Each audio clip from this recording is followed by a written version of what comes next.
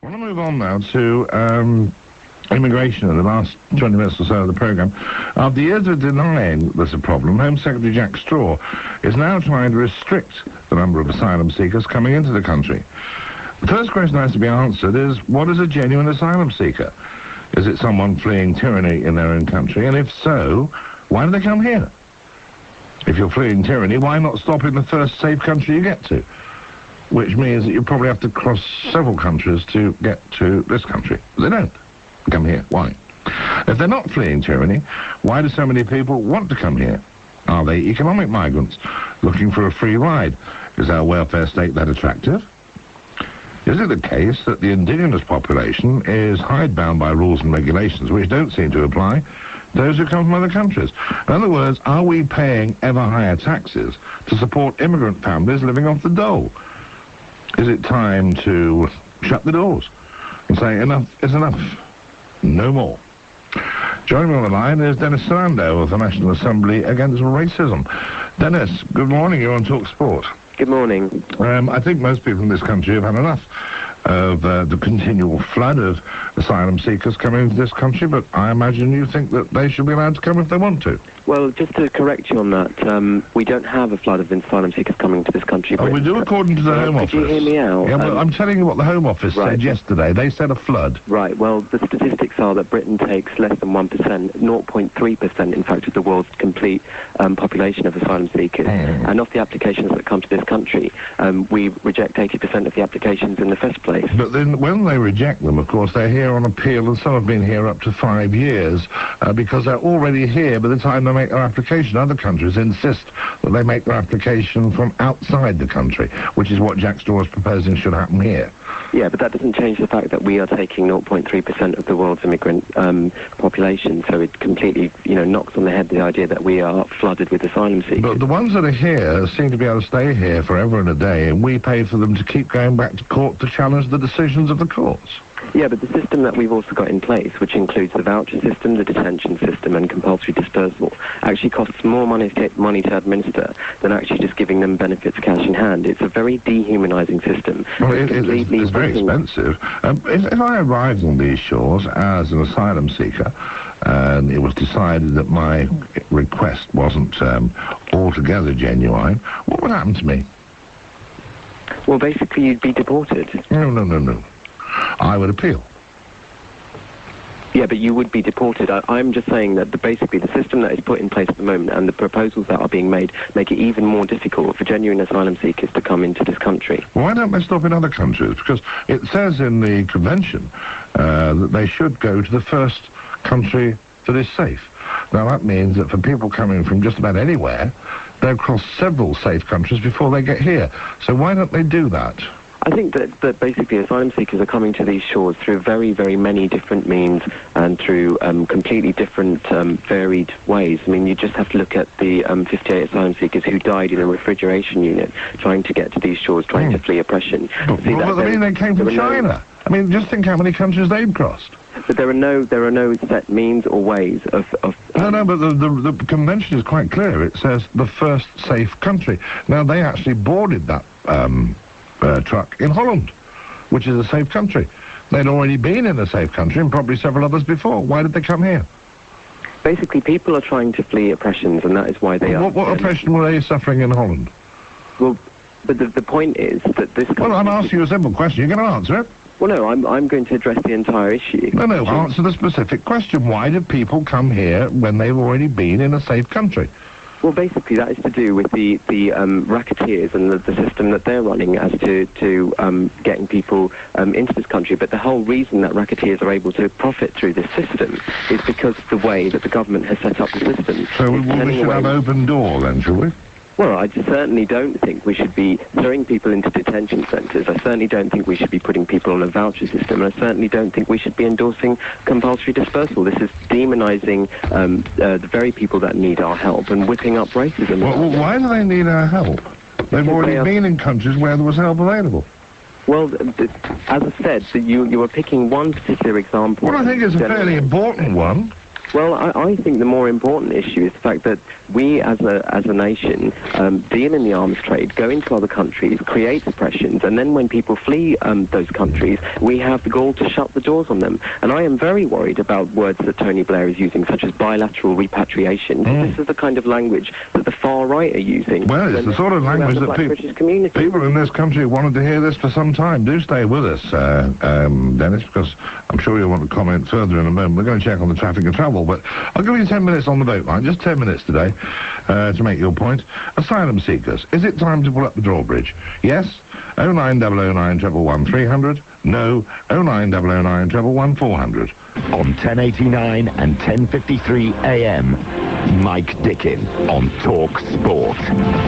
Good morning, I'm Mike Dickin. This is talkSPORT, and I'm a bit upset because Dennis Sinando has decided he doesn't want to talk to me anymore. Dennis is the National Assembly Against Racism. I can't think, I must have upset him. I didn't mean to. Awfully sorry. Elia is in Peckham. Elia, good morning, you're on talkSPORT. Good morning to you, Mr. Mike. How I love your conversation and how I love you being so straight, because I'm the same. Right, can I make a point, please? Please.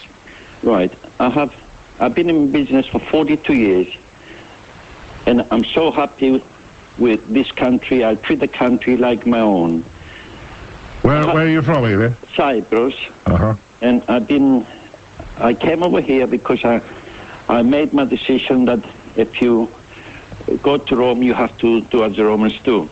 So I'm very happy to be here, but the comment I want to make about the Cigans, they do come to my shop for the haircut. They start moaning about they don't get a good living. They come in, they ask me how much my haircuts are. I tell them how much it is, and then they start talking about, oh, it's too much, we don't get much money, and this and that. Yeah, the point being, Elia... So, but in the end, to make my last point is, when eventually I do the hair, and they open the wallet up, you can see there is £1,000 in it. Really stashed up with new £20 note. Where did they get those from? So I say to this particular one, who comes in with a long beard. Yeah, just get to the point, will you? Please tell me what you said, otherwise I have a long beard, just waiting. I said to him, look, my friend, I said to him, you play in poverty and you say this country you don't get very good living. How come you carry so much money? And how come you have... And he said... all he says to me, he says, he was confused. He couldn't answer to me. No, I'm surprised he wouldn't. You'd probably gone to sleep by then. It would be nice of you to point out that I'm straight. That's dispelled a few rumours. Anyway, Lynn in London, good morning. You're on Talk Radio. Good morning. Good morning. How are you? My health is not in question. I think it possibly is. Yeah, I've been sat listening to you for the last hour or so. Well, that's a bit unfair if you think I'm unwell. Yeah, well, I think you possibly are, because, you're making some very sweeping and dangerous statements. Dangerous? Yes. Right. Yeah, come on, children aside, my childhood was perfectly normal, brought up by heterosexual parents. I am a lesbian. Well, there's a shock. Yeah. I have been subjected to bigots and etc. like yourself, of which obviously you mean you people are having a picture that differs from yours? Teenager. I was just wondering how old you were. Because so I'm a bigot because I disagree with you, am I? No, you're a bigot because because I'm a heterosexual? No, absolutely not. Right. No, you're a bigot because it's totally obvious that you're totally against lesbians, gay men, whatever. Children aside, well, you're just making children an issue to get your point across. No, I'm not. No, I don't deny. I absolutely agree with you. Yeah, and I was just wondering how old you were, because you were possibly one of the people that used to be waiting outside the school gates to kick my head in every night, because I was gay. Oh, I don't go into that sort of thing. I'm very surprised. Because I just ignore people like you. Oh, you do? Yeah, but you're quite happy to talk to people who come on and say that... Well, I'm talking to you, aren't I?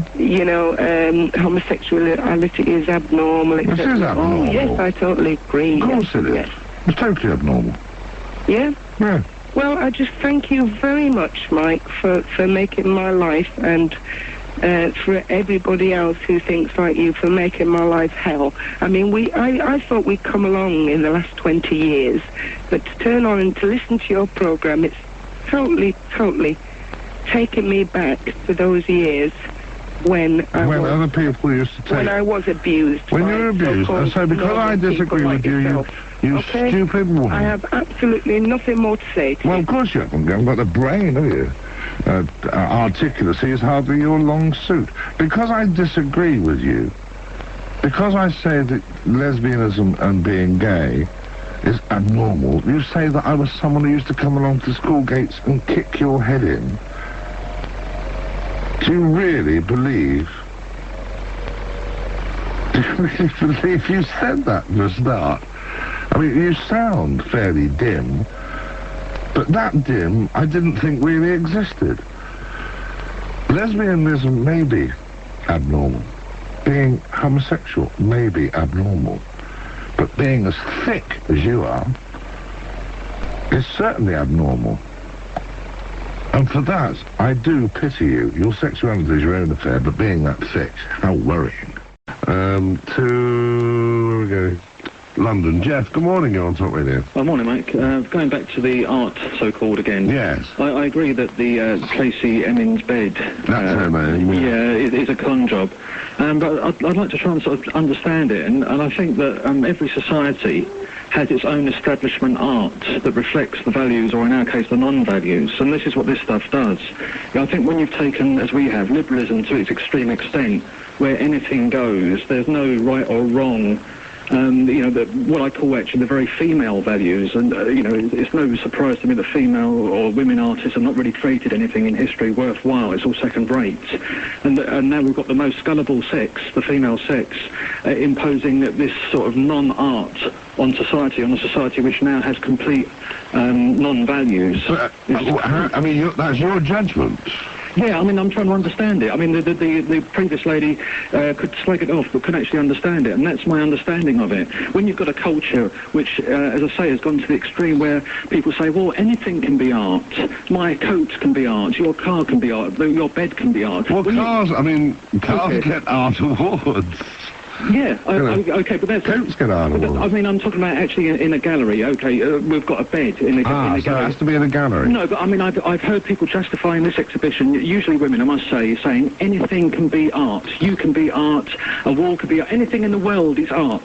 And so when you've taken liberalism to that extent, I say, with the very feminism of it, and say that anything can be art... Withdraw from that then, and tell us how art used to be judged before we had this liberalism, as you described it. When society was patriarchal, and all great societies are patriarchal, where the man is dominant and the woman... I mean, women are not really creative because they create life. That's their creativity. Right. Women are gullible. You go to any astrology meeting, you go to any seance, you'll have women there who believe every word of it. If a medium says to them, you were once in a Roman goddess or something, they will say, yes, you're right, I believe it.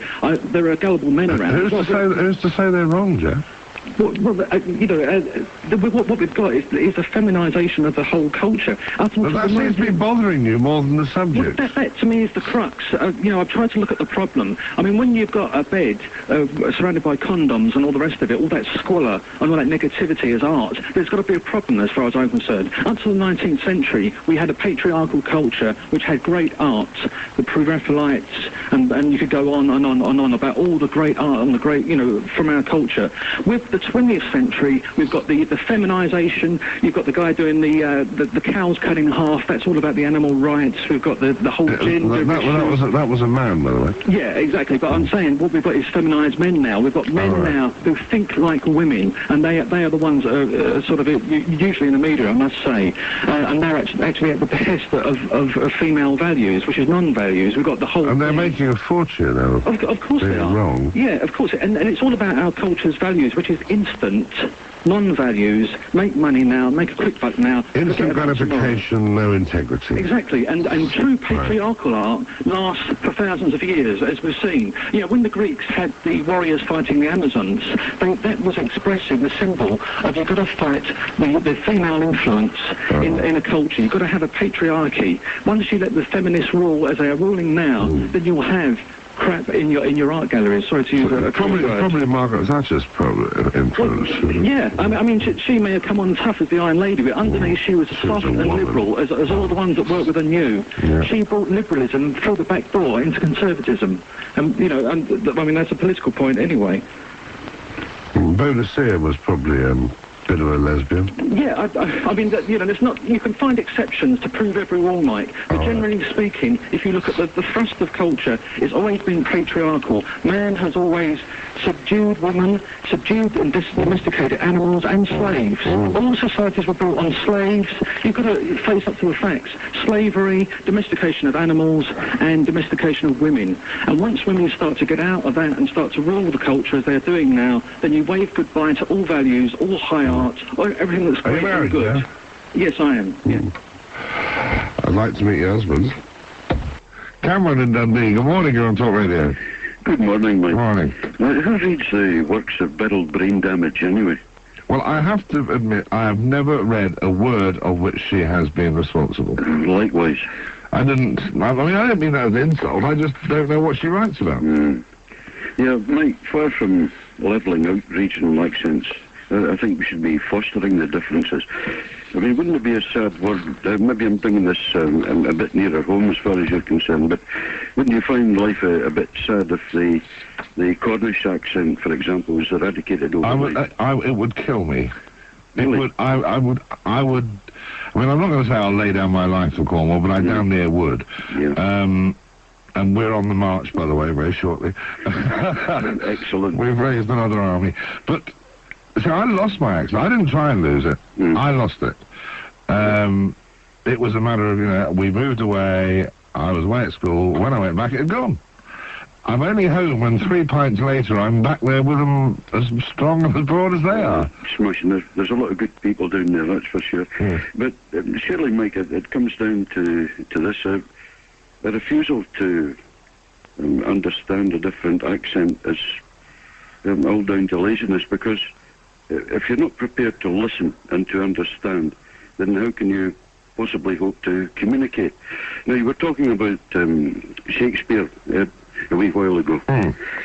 If you go back to a couple of centuries before Shakespeare to Geoffrey Chaucer, who wrote and spoke in something called Middle English, which was sort of emerging from the Anglo-Saxon at the time. And to read Chaucer in the original, as I did at school, Mike, I was actually told to use the R and the throaty bit at the back of the throat to get in Scots dialect. And we were actually encouraged to do that.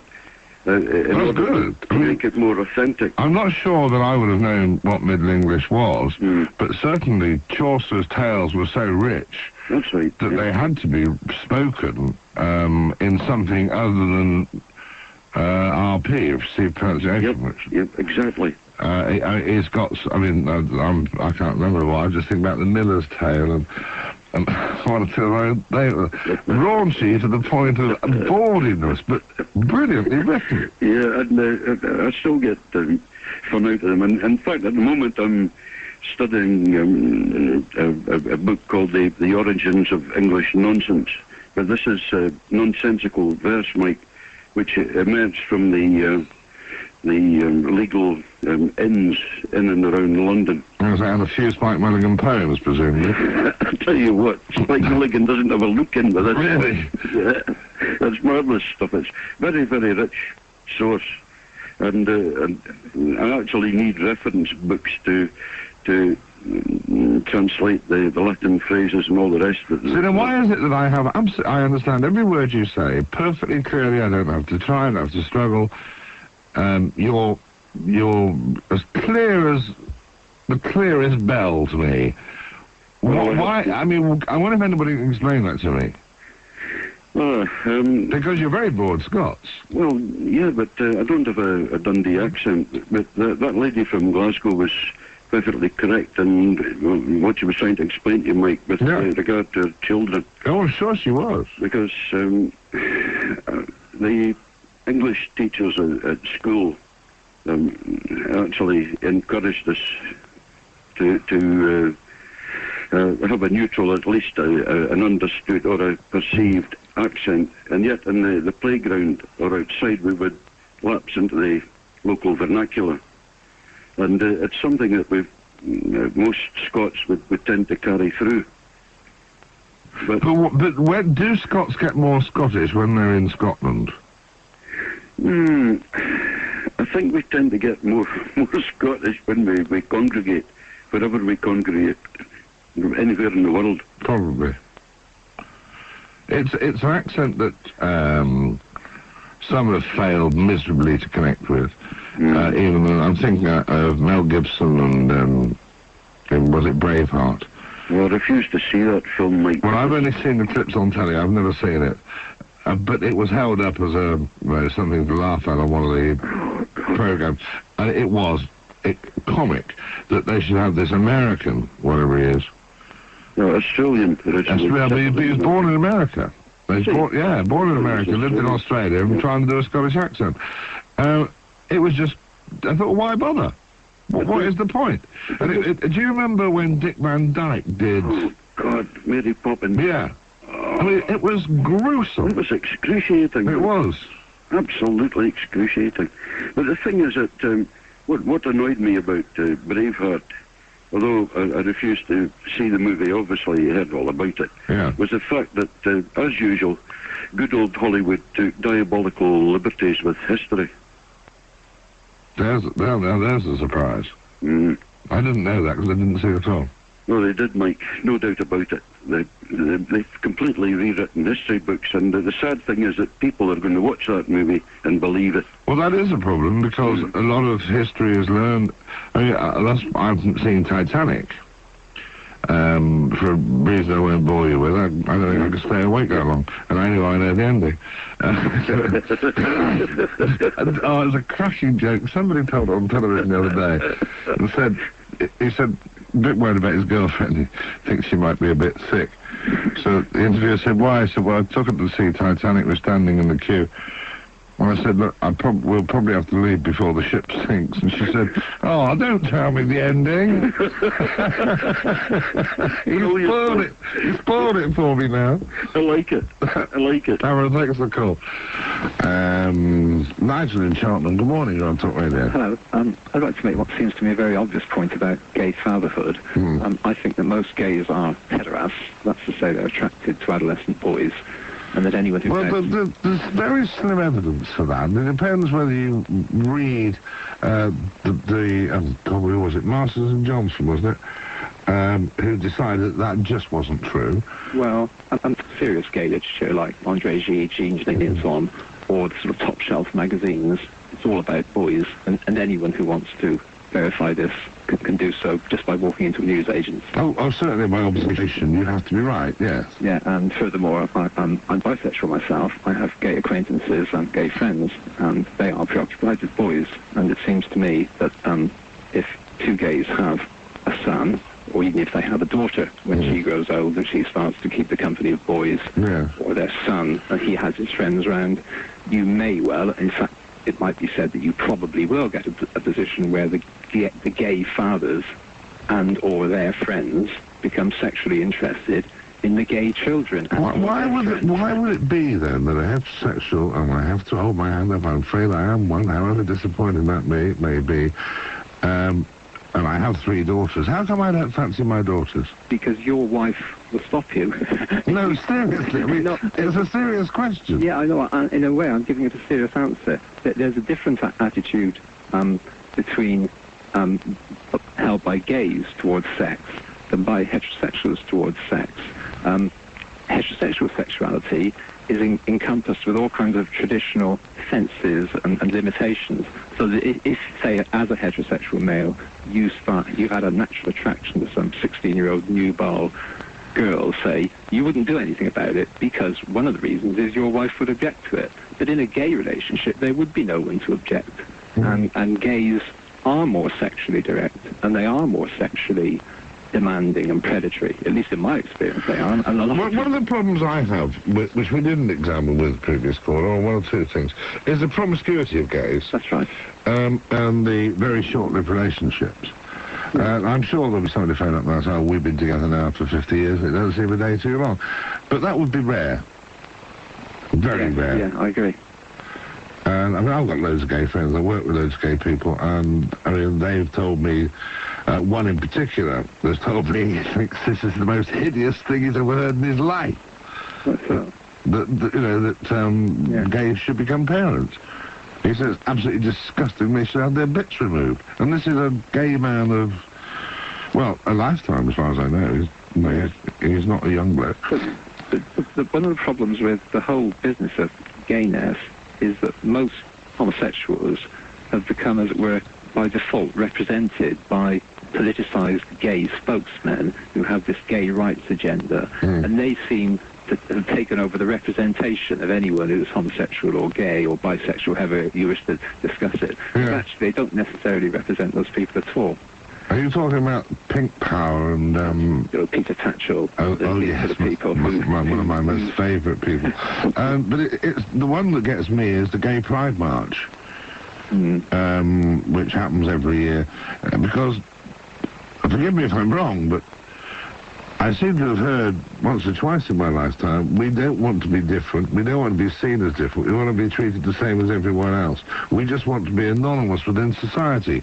Yeah. So we'll prance down the middle of Oxford Street, dressed in pink, and throwing ourselves around like, cows with BSE, to use the other topic, and try and be anonymous. Actually, I watched that, the Gay Pride March once. Yeah. I was 6 years ago, I was about 18 or 19, and I watched all these gays marching past, and I was propositioned, this supports my sort of first point, I was propositioned about 10 times within 5 minutes. So that's an illustration of the reality of what gays want. Which is why I always watch it from the distance of a television chamber. Thank you for the call, Nigel. The rest of the call. We'll go to Don in London. Don, good morning. You're on Talk Radio. Good morning, Mike. Yes, sir. I think what this report has done, for me anyway, I think it's drawn up these sort of battle lines not between black and white as such, but really between those that are sceptical about the multicultural society and those that are pro the multicultural society. You can be both. Can you? How can you? You can be sceptical that it will ever work, Yeah. but wish it would. Yeah, I mean, when Jack Straw got up, when the report was published, and said that, if you heard it, he said, I want Britain to become a beacon to the world for race relations to the whole globe. Now, that is that sort of utopian, socialist, sixth form type of rhetoric. Yeah. And I think that really has no place in the modern world, because, after all, we want what works. And, people who are sceptical about Europe because they don't think it will work. Well, if Europe won't work, how the hell is a multicultural society going to work? Are we going to have... It's exactly the same question, actually. Well, but it's even a worse one, because we're talking about more far-flung races. Yeah. I mean, we were told about Europe, it would be a free trade area only. We were told about immigration, it would be the free movement of peoples only. Now, they're attacking our institutions, and they're going to have a root and branch attack on the British way of life. Yeah. And they've actually declared it, Jack Straw has declared it in front of the British people, with very little opposition, because they're using the martyrdom of this victim, which is very sad. They're using her as a martyr to push through their own agenda. Who?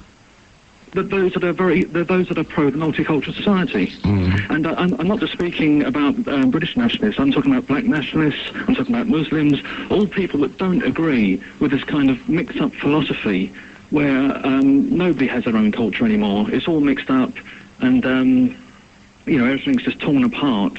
Well, you can in a multicultural society, people can maintain their culture. There's no problems maintaining their culture. The only thing is where your culture clashes with mine. Yeah. And that doesn't have to happen. No. That's where tolerance of someone else's culture and beliefs are absolutely paramount. Yeah. If you're an intolerant person, then you're going to find that whomsoever you live next to, it doesn't matter if they're black, white, pink or green with spots. Yeah. It doesn't make any difference. You are going to find a reason to fall out with them. But can I say, Mike, that's fine on an individual level. We've always discussed this on the individual, and I think, we all get along with everybody individually. But what this report did, and I think where it was right, is it did mention institutions. And I think that every society, whether it's Muslim, Hindu, what have you, has institutions. And that is where the problem lies. It's not whether I get on with someone from another country or another race or another culture. That's irrelevant almost, because it's down to the institution. And every country worth its salt has its own institutions, and so that you could say that every country is racist, if you wanted to. I mean, I think that racism is really just positive discrimination. It needn't be negative. And I think that once you try and... No, but racism indicates hatred. It does in the mouths of the left who are pushing for multiculturalism. But they have cast. I mean, even in the mouths of the, dare I say it, right. The word racism doesn't mean that I'm proud of my own race. It means I hate yours. No, what I think it means now, I think what it means is that I recognise there is difference between races. I heard a socialist on Talk Radio a few nights ago on the Simon Heffer show, and he was saying there is no difference between races. We're all descended from an African Eve thousands of years ago.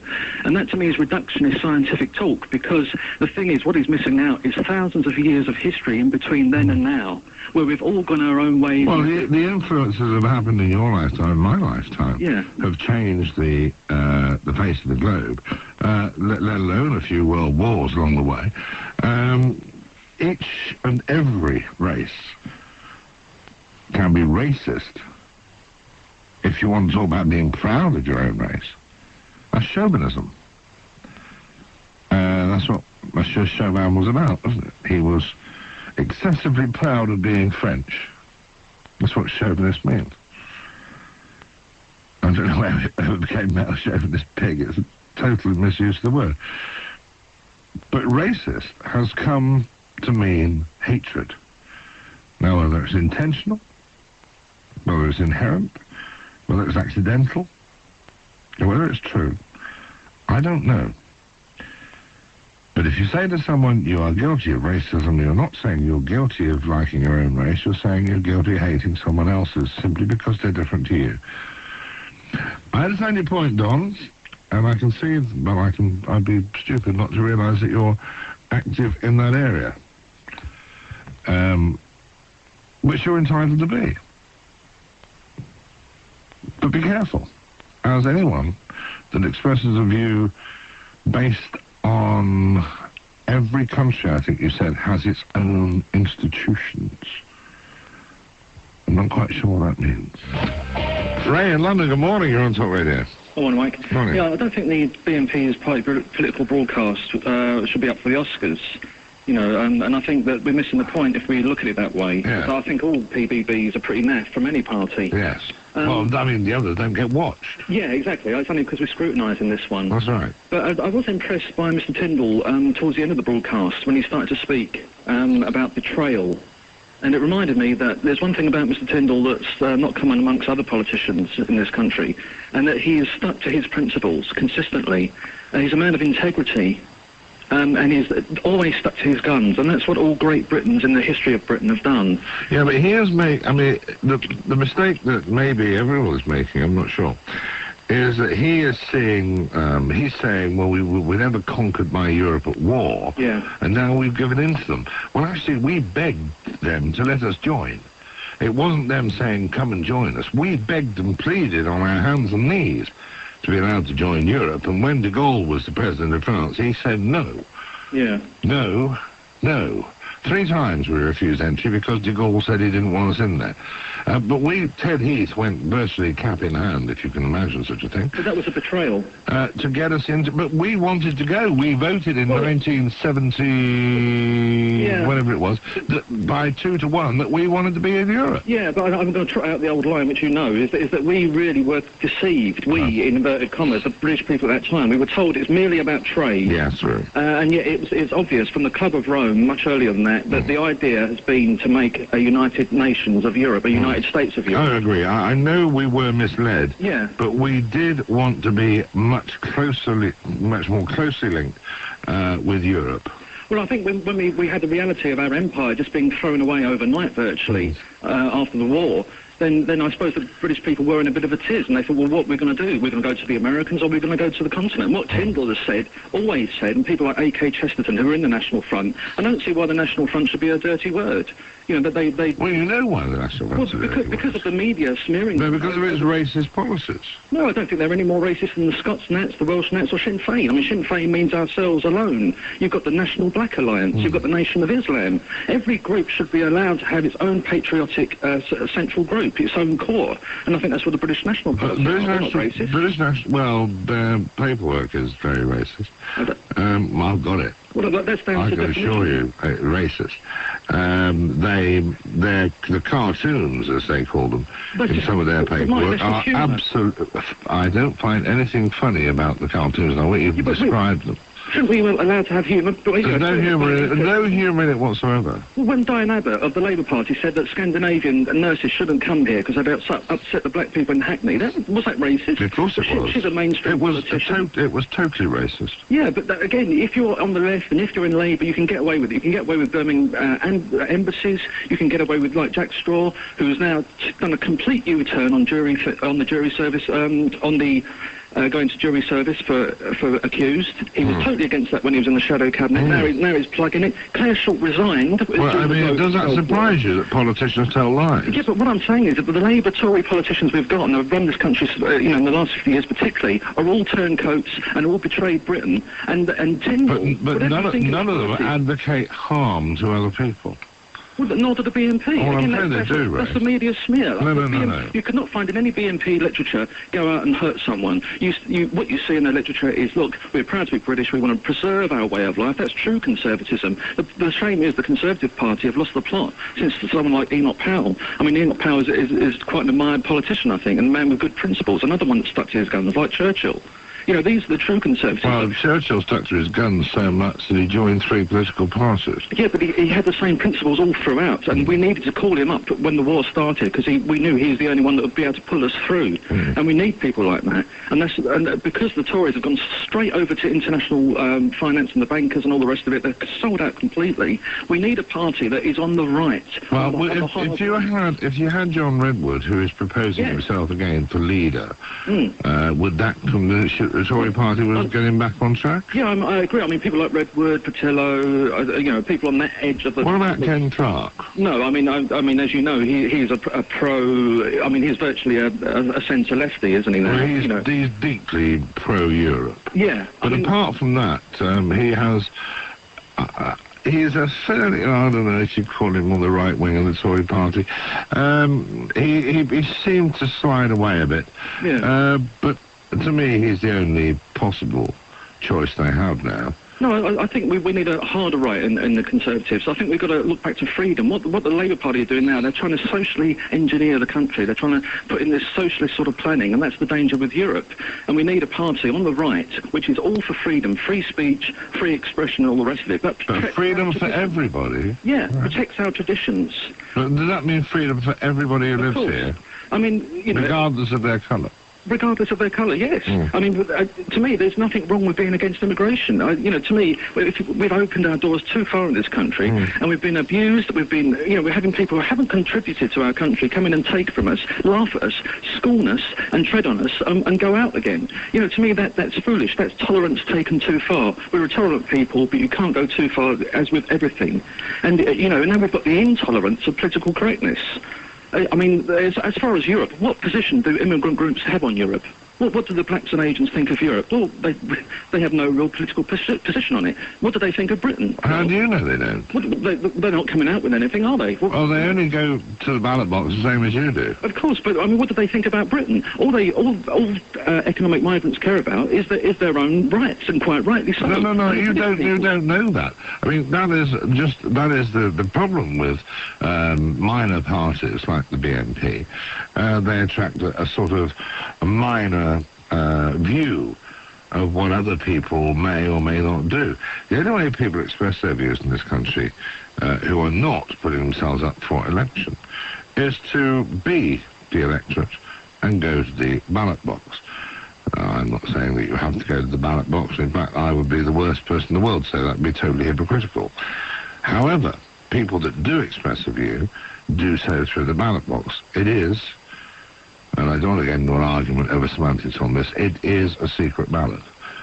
And you don't know how people from the black and Asian communities, or from the gay and lesbian community, or from the Scottish nationalists, I'm in love with Iceland, Plaid Cymru, Sons of Cornwall party vote. You've no idea. You haven't got a clue. So don't hold your own views by all means, but don't tell us what other people's views are when they've never expressed them, and you couldn't possibly know them. It weakens your own argument, whatever that may be. Back to banking for the moment. Nigel is in Burton-on-Trent. Nigel, good morning. You're on talkSPORT. Good morning. I run a small business, and I've got quite a lot of experience with most of the high street banks. I've had loads of trouble with all of them, really. It's no good just saying, if you don't do this, I'm going to change my account, because most of them don't care if you do, and they're all as bad as each other. Really?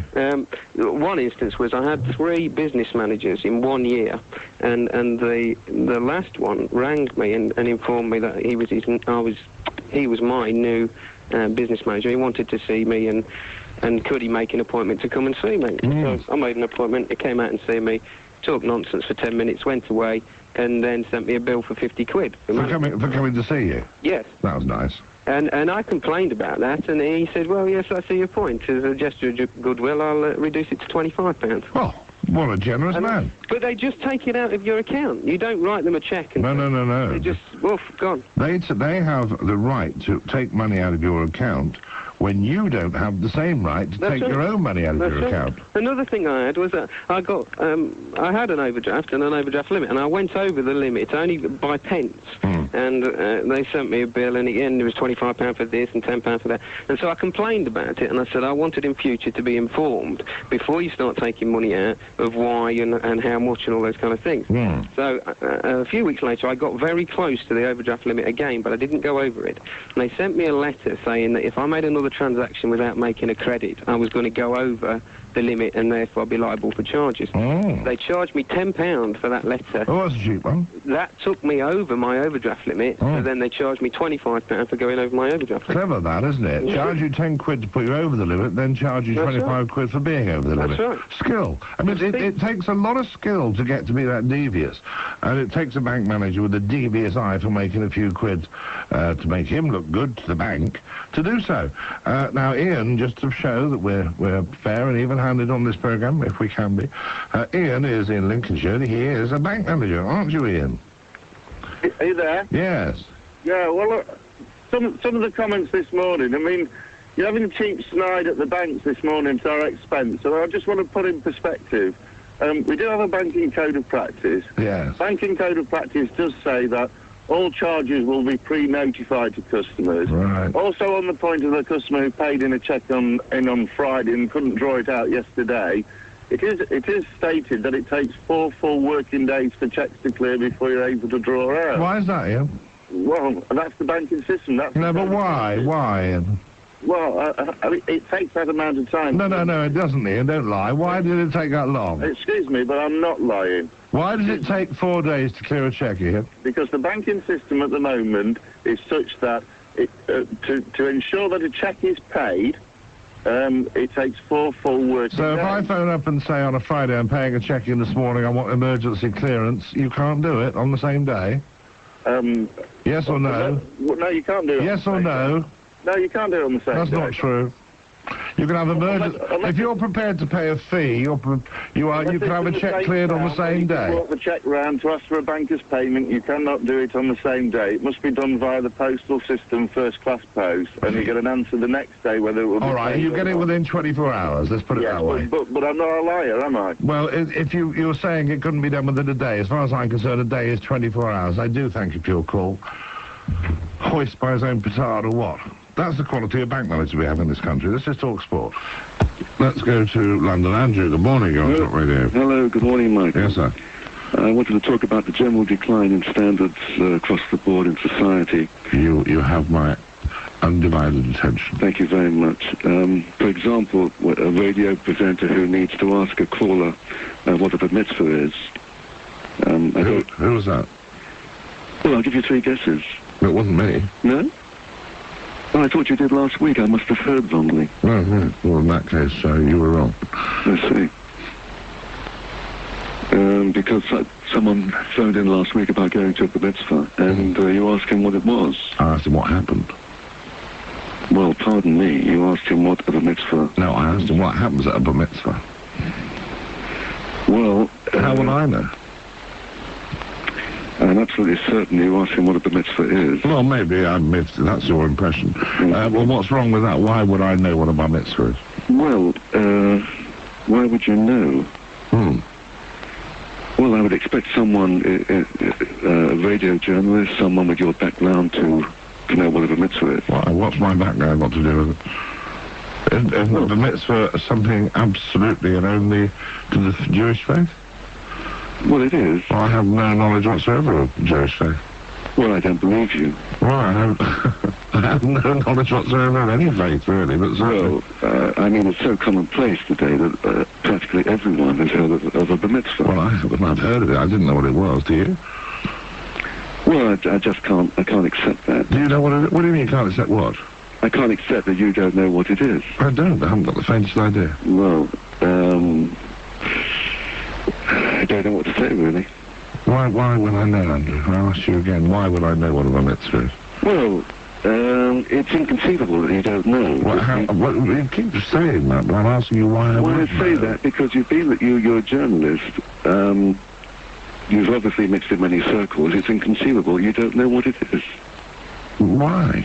Why is that inconceivable? It is absolutely inconceivable. It's part of a religious process, isn't it? I have nothing to do with religion at all. Yes, but you're only trying to give that to give that impression. But you. Oh, really? I'm now trying to give that impression. You obviously know so much about me. It's inconceivable. And yet you don't know why I wouldn't know about a bar mitzvah. Well, because everybody else does. I don't know anybody that does. How do you know that you don't know anybody? Because this question has come up before. People have asked me what a bar mitzvah is. I don't know. I therefore couldn't tell them. I can't accept that. Really? No. Oh, well, that's a problem you're going to have to live with. Are there any other points? Not at the moment. No. So I thought you were going to talk about social behaviour in the newspapers, but clearly you're very limited in your vocabulary, and consequently we won't be able to discuss anything else. Which is a great shame, really, because I look forward to having a conversation with you, however contentious it may have been. At least I was prepared for it. You clearly don't have the intellect to take part in such an event.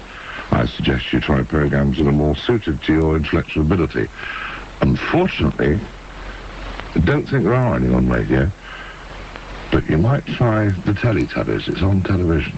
Jonathan in Bristol, good morning. Go on Talk Radio. Hello there, yeah.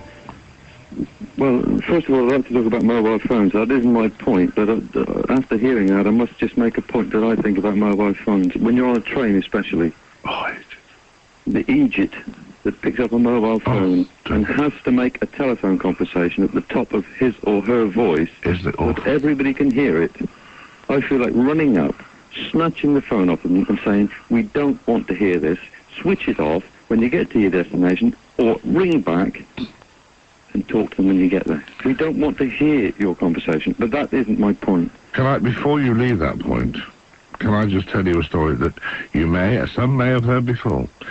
But it is my favourite mobile phone story, and as I was there, I have to enjoy it every opportunity that's given to me. So would you indulge me in this? Yes, yes, I do. I used to live in Penzance. I used to travel to London by train. And one morning, having left Penzance, I don't know, it was still dark, you know. I was the only person in the carriage, bar one. He sat there. I didn't like looking at him, so I didn't speak to him.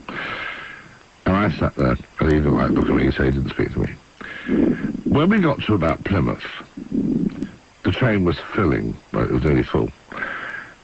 And he became more animated, and he had a mobile phone.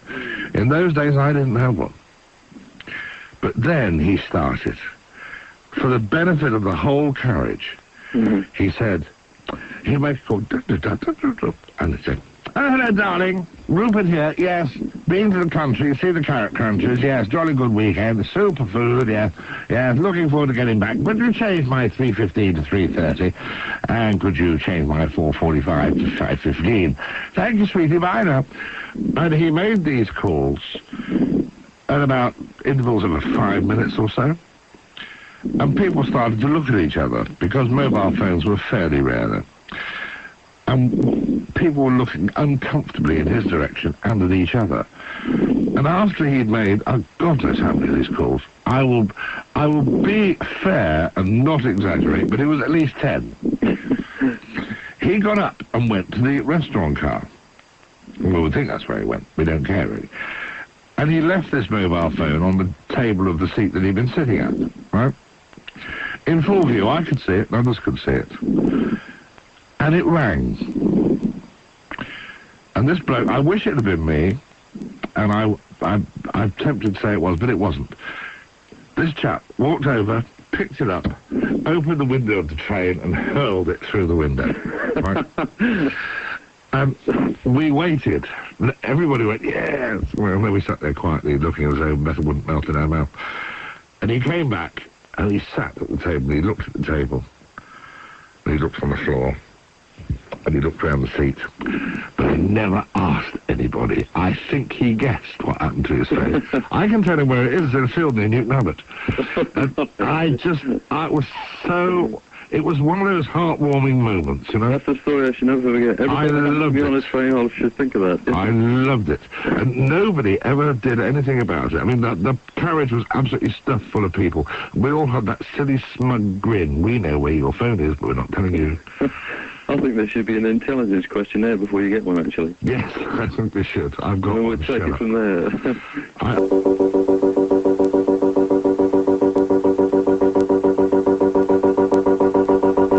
I like the rhythm, not ranking on the tune. You got to wait for it to build, Mike, you see. Oh. You know, it's not like the rock and roll years. What's it going to build? It's building, man. Is it? It's got another bit, you know. Really? Electronic. There's another bit coming up now. Here we go. Does this get called music these days? Yeah, man.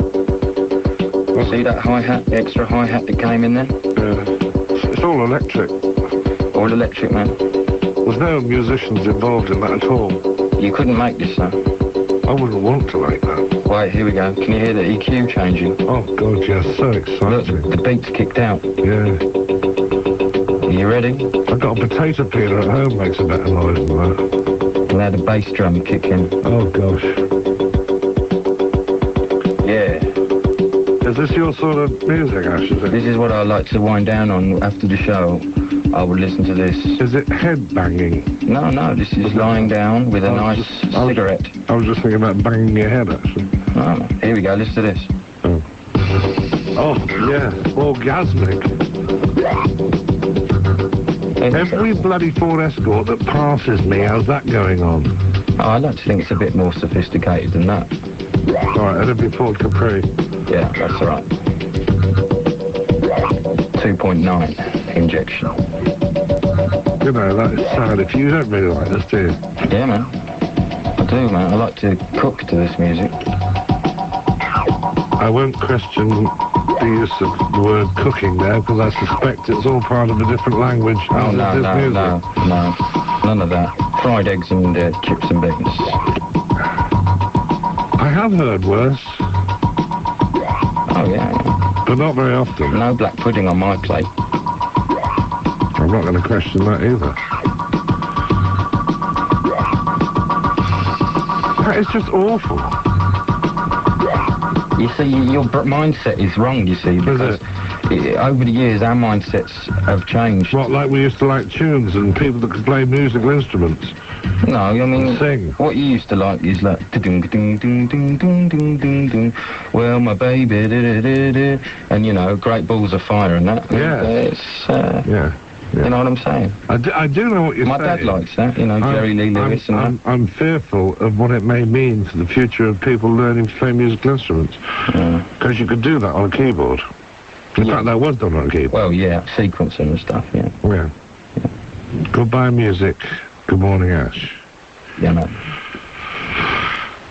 Dust to dust and all that. Let's move on. I get mad. Daniel, good morning. Hello. You're on talkSPORT. Hello. Good morning. Good morning. How are you? I was all right until he did that to me. What did I do to you? Not you, that's what Ash just did. Oh, what did Ash just do to you? He played me something that he called music. What did he call you? What did he do that for? Hello? Why don't you turn your radio off as you were asked to, Daniel? I have turned off my radio. Why can I hear it 10 seconds after you tell me a lie? I have not. Honestly, my radio's not on. Right. 1 second, I'm just going to go into my room and turn it off. My radio is not on. I'll go into my room and turn it off. So he's got the radio on, he's listening down the phone, he still didn't know what we were talking about before he came on. I've got the faintest idea. Hello? Yes, Daniel. Sorry about Do you that. have something to talk about? Yeah, I've got to talk about child abuse, please. Yes. I'd just like to say I think more should be done about it nowadays. Because I think, like, it's all just taken for granted. Things... Goodbye, Daniel. When you're told to turn the radio off, it means turn the radio off. It doesn't mean I'll turn it on again, he won't notice. I've never felt like abusing anybody, but if you were in my range now, I will abuse you soundly. You are too stupid to be part of this program. I'm afraid that we do require people to understand the English language, and when they're told to turn their bloody radio off, they turn it off!